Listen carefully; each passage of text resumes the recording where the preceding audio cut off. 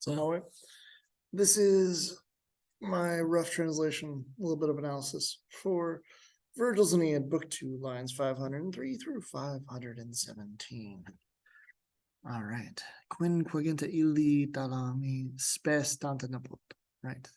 Those 50 inner bed chambers, the hope of such descendants, children. It's such a great hope of children. Babarico postes auro spolisque superbi. The doorposts, or maybe just doors, proud with barbaric gold. Barbaric because the Trojans would have been barbarians to the Greeks and Romans, and with spoils.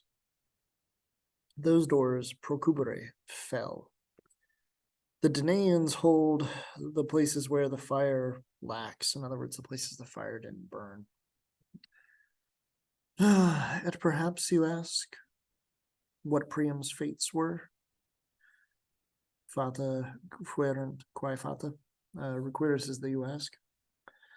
Uti es, he saw the fall of the captured city and the doors ripped down, the doors of the palace ripped down, and that the enemies in the middle of the innermost part of the house, the very old man, Kerkumdad, he puts on long unused, long deserted arms. On his shoulders, Umaris, trembling with age. He does this uselessly. And a useless sword is equipped. And he, that is Priam, is brought, about to die, towards the many enemies, towards the packed enemies. In the middle of the palace, in the middle of the house, and under the naked axis of the sky, there was a huge altar, and next to it, a very old laurel tree, laying over the altar, and having embraced the Penates with its shadow. Here, Hecuba and her daughters, uselessly, Cerebant were sitting, Kerkumataria, around the altar, like doves in headlong flight from a black storm, packed in and having embraced the statues of the gods. All right. So obviously the last two lines there, we have simile going on. A whole lot of useless stuff in here. The things all saying useless. I feel like I don't know, it feels like it's hyperbole to me. It's really just drawing on like they're all about to die or be put into slavery.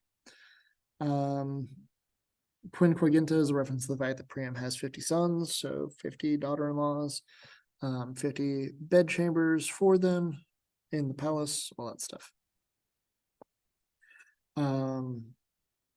Again, the Barbarico, because Trojans would have been considered barbaric to Greeks and Romans.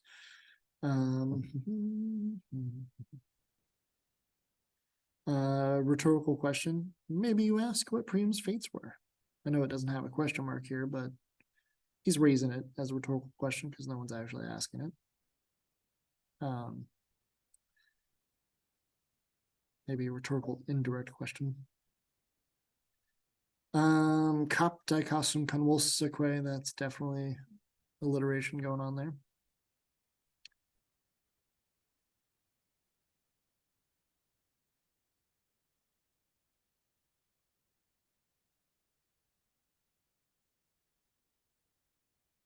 All right, we've got synchesis going on here. Barbarico goes with Alro, Postes goes with Superbi, so it's AB, AB. What else do we got?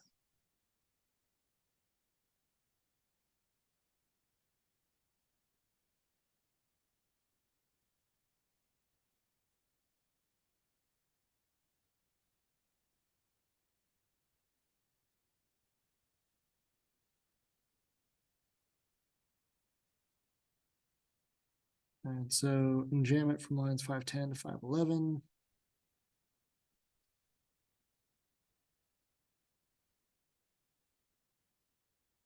Make sure when you're doing scansion, you don't miss the elisions.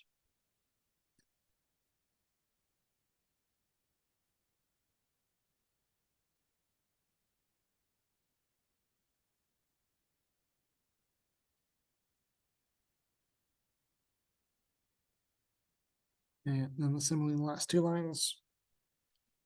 Okay, and that's gonna be it for this one. So, voila.